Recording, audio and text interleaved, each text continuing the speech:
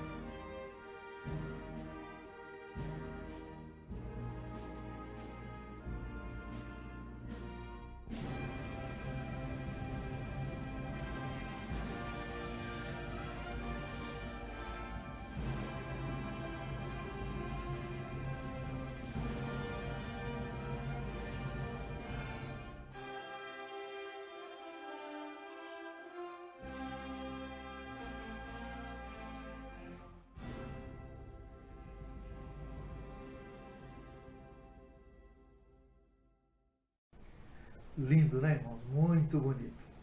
À noite vamos ouvir mais um cântico dessa orquestra.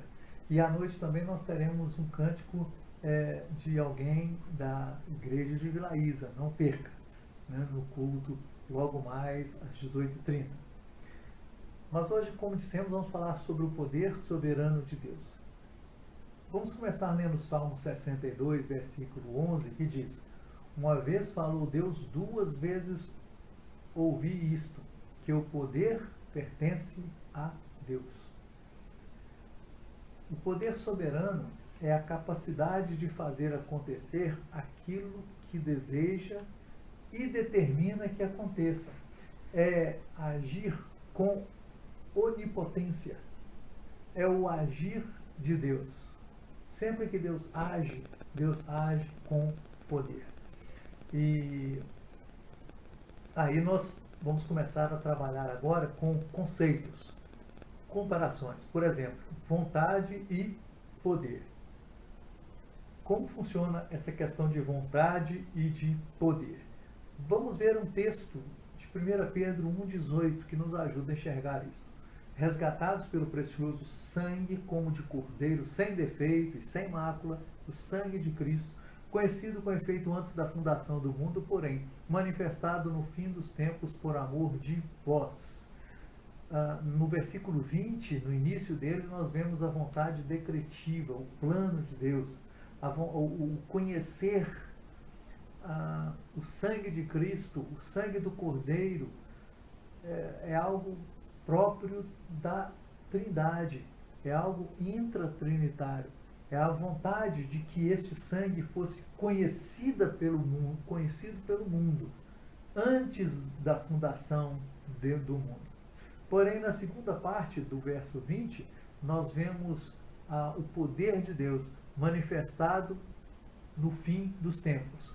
Ou seja, o desejo de Deus de que o sangue de Cristo fosse conhecido é apenas uma vontade, apenas um desejo. E na história, este sangue, esta obra de Cristo foi conhecida. Aí é poder.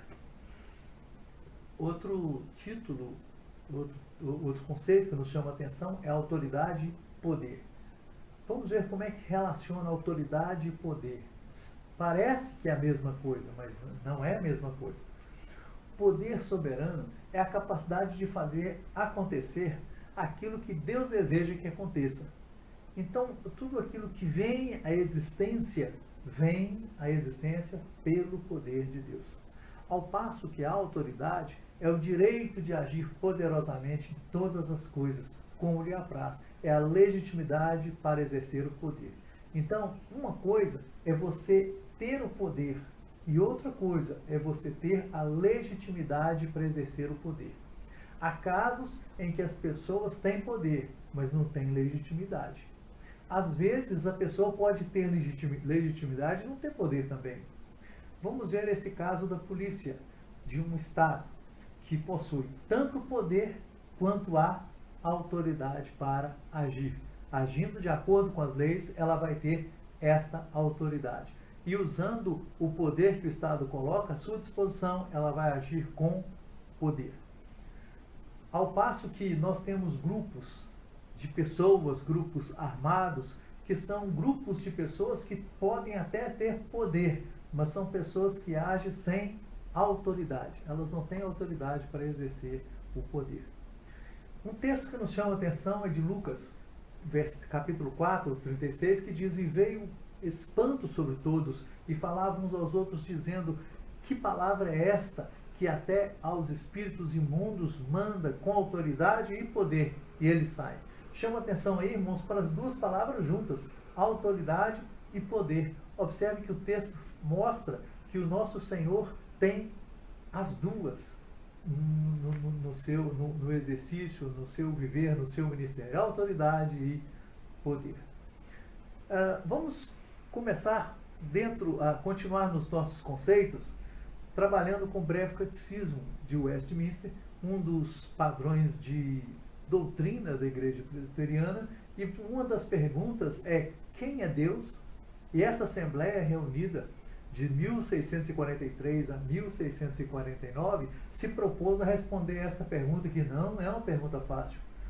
E o que eles conseguiram, depois de muita discussão e oração, foi o seguinte: Deus é Espírito, infinito, eterno e imutável, em seu ser, sabedoria, poder, santidade, bondade e verdade. Aqui nós já percebemos que está ligado a este quem é Deus, a este conceito trazido pelos teólogos de Westminster, a vontade e o poder de Deus. Está inserido aí. Nós falamos dos atributos de Deus. Atributos é aquilo que nós atribuímos a Deus, são virtudes de Deus. E os atributos nós já vimos que podem ser intelectuais, como conhecimento, sabedoria, né?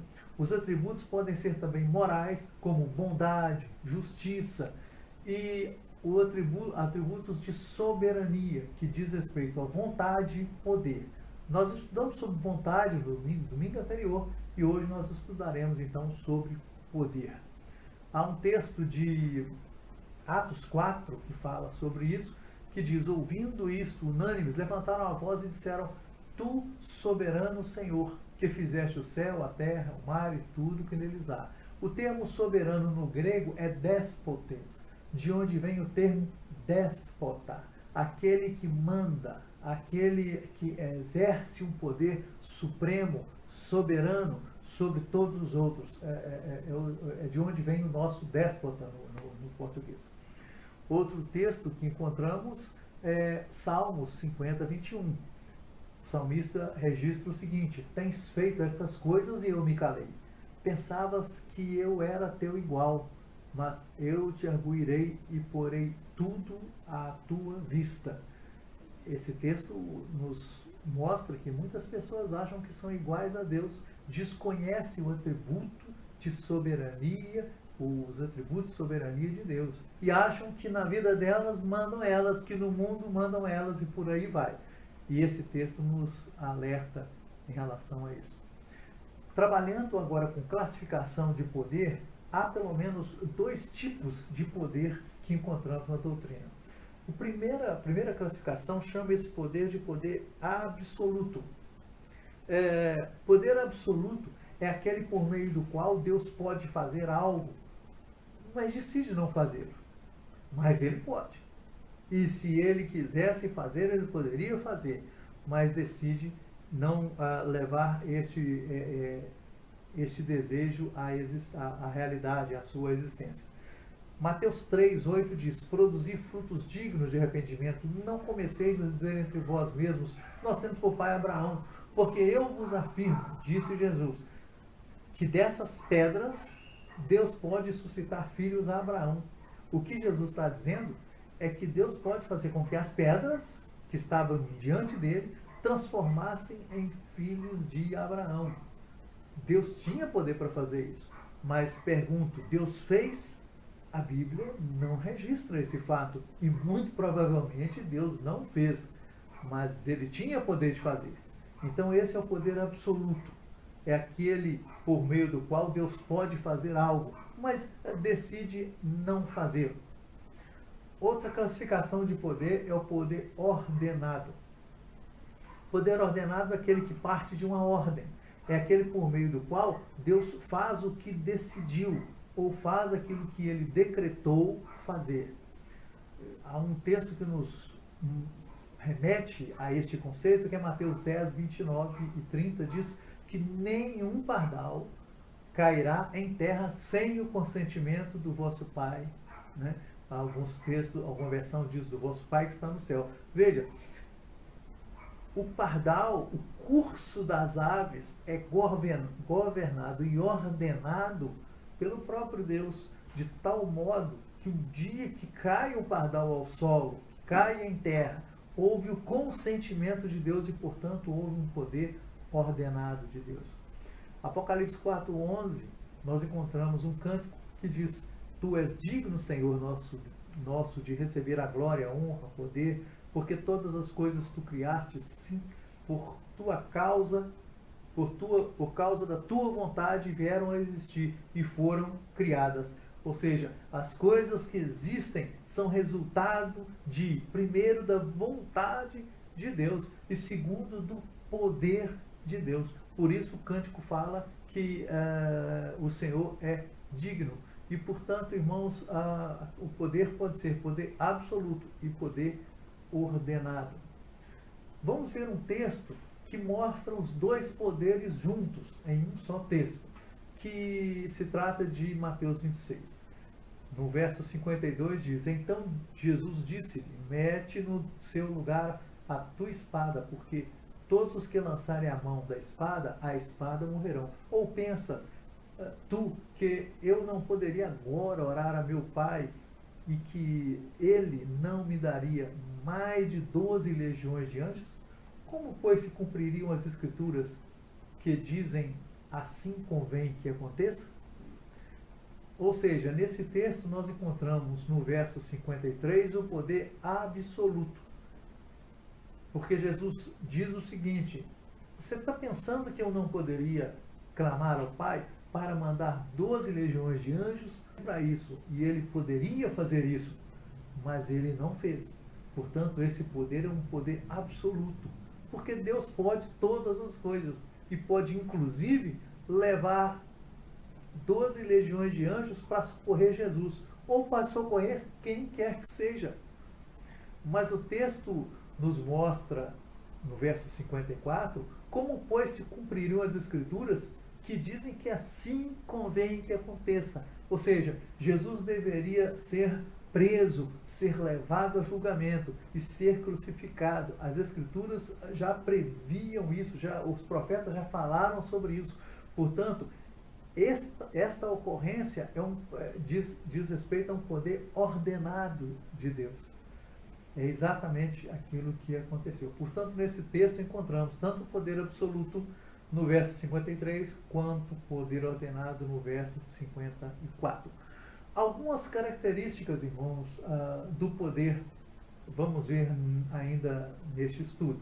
A primeira característica é que o poder soberano de Deus, ele é regulado pela vontade e pela natureza divina.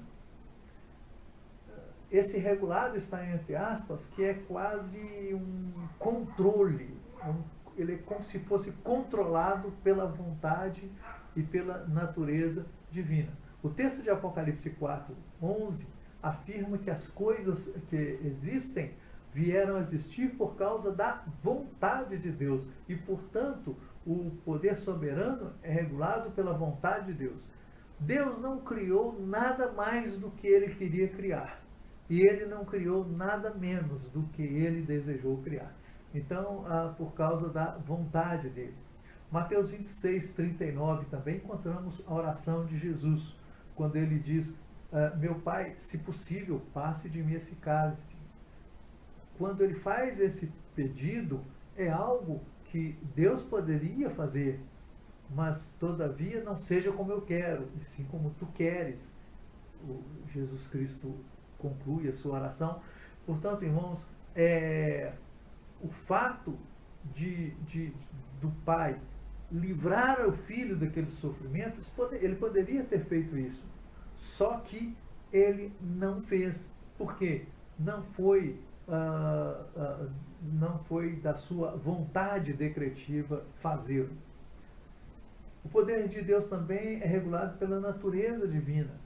Olha o texto de 2 Timóteo 2,13, que diz: se somos infiéis, ele permanece fiel, porque de maneira nenhuma pode negar a si mesmo. Ou seja, Deus, irmãos, ele não nega a si mesmo. Ele não pode ser infiel àquilo que ele disse. Não por causa de outros, mas por causa dele mesmo. Porque o poder divino é regulado, é limitado pela sua própria natureza. É a própria natureza de Deus que delimita áreas da sua atuação. Deus não é limitado por nada que esteja fora dele, mas ele só pode ser limitado por aquilo que é próprio dele. Por isso que Deus não pode pecar, porque isso vai contra o seu ser. Ele não pode mentir, porque isso vai contra o seu próprio ser. Então, ele não pode ser infiel, exatamente o que nos diz o texto que lemos de Timóteo. Outra característica do poder é que o poder soberano ele é exercido mediatamente e imediatamente. O poder imediato é o que nós encontramos na criação, quando Deus fala que a terra produz a erva verde, a erva que dê semente, a árvore frutífera e etc. Deus não fez as árvores grandes, mas quando Deus cria as coisas de acordo com o versículo 11, ele dá ordem para que elas crescessem. E, portanto, o poder de Deus aí, ele é exercido de maneira imediata. Ou seja, através de leis, de regras que o próprio Deus estabeleceu para a natureza. Ao passo que em Isaías 45:12, o texto diz: eu fiz a terra, eu criei nela o homem. Eu o fiz, as minhas mãos estenderam os céus, e a todos os seus exércitos dei as minhas ordens. Deus está falando de algumas coisas da criação que quem fez foi Ele mesmo. Por exemplo, o homem. Ele está dizendo que Ele mesmo criou o homem, Ele mesmo fez. Então são coisas que foram feitas imediatamente, ou seja, diretamente por Deus. Então Deus exerce o seu poder imediatamente, ou seja, quando Ele mesmo atua com a sua mão, com o seu poder, e Ele opera também imediatamente através de outros meios, através da natureza, através das autoridades, através das circunstâncias. O poder, irmãos, é também algo comunicado aos homens. O poder, portanto, é um atributo de Deus que pode ser comunicado a nós. É possível que nós também exerçamos um poder. Claro, irmãos, é um poder derivado, não é um poder principal, mas é um poder similar ao divino, a partir que veio de Deus, do próprio Deus. Veja esse texto de João 19, onde Jesus afirma para Pilatos: não sabe, Pilatos fala para Jesus, né? Não sabes tu que tem o poder para te crucificar e tem o poder para te saltar? Veja que próprio Pilatos afirma que ele tinha poder. Que poder é esse que Pilatos tinha? Um poder derivado, que ele não sabia disso. Ele não conhecia essa doutrina dos atributos de Deus. Então ele achava que o poder dele era dele mesmo, mas não era. Era um poder derivado. E Jesus então responde a ele: nenhum poder terias contra mim, se de cima não fosse dado. Não fosse dado. Então o poder que Pilatos tinha é um poder de origem divina. E assim os reis da terra. Provérbios 21 fala que o coração dos reis está nas mãos do Senhor, segundo o seu querer este o inclina, mostrando exatamente esse aspecto do exercício imediato do poder de Deus através dos governantes. Concluindo, portanto, irmãos, todo o poder deste mundo está nas mãos do Deus Todo-Poderoso. Que o poder dos homens ele é sempre derivado de Deus. Ele nunca é originário no próprio homem. O poder de Deus deve mover em nós um temor ante a sua presença. E o poder de Deus é quem nos garante o cumprimento das promessas, o socorro nas tentações e o socorro nas aflições. Como é maravilhoso, irmãos, ter como Deus um Deus que é todo-poderoso. Um Deus que é o Rei das nações. Ele não é apenas o Rei da nossa vida, mas Ele é o Rei das nações. E quem escreve sobre isso é o George Heder. George Heder foi um odontólogo que se dedicou à música e escreveu mais de 130 canções. Ele faleceu em 2009, vítima de uma doença muito rápida que ele acometeu. E George Heder escreveu, dentre uma das suas canções, a canção que é muito conhecida, chamada Rei das Nações.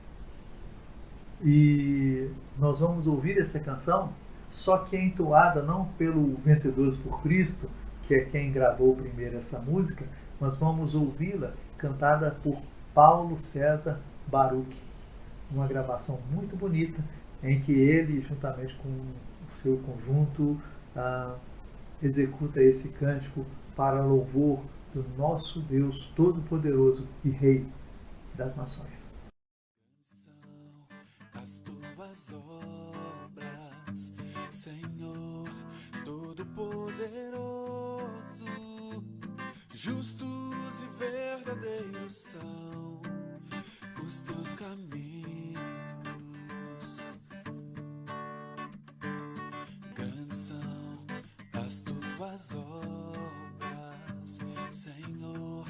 Todo-Poderoso, justos e verdadeiros são os teus caminhos.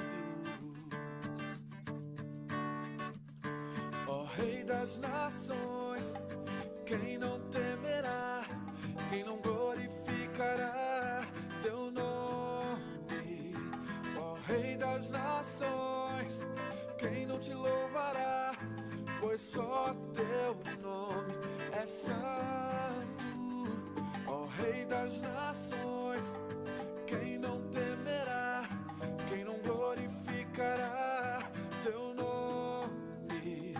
Ó Rei das nações, quem não te louvará, pois só teu nome é santo. Todas as nações virão e adorarão diante de ti,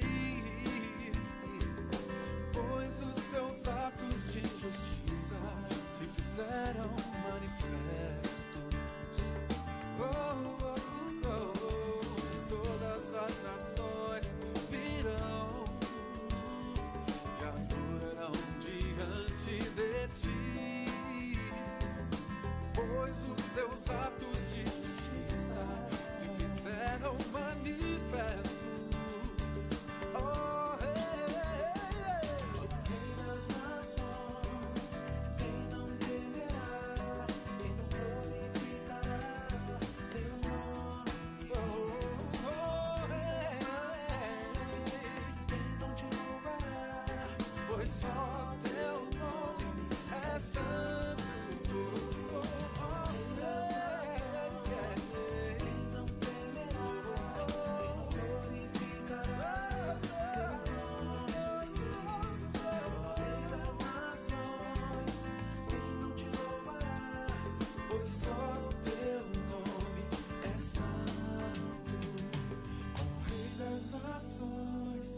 Quem não temerá, quem não glorificará teu nome? Ó Rei das nações, quem não te louvará, pois só teu nome é santo. Quem não temerá, não glorificará teu nome, teu nome. Ó Rei das nações, quem não te louvará, pois só o teu nome é santo.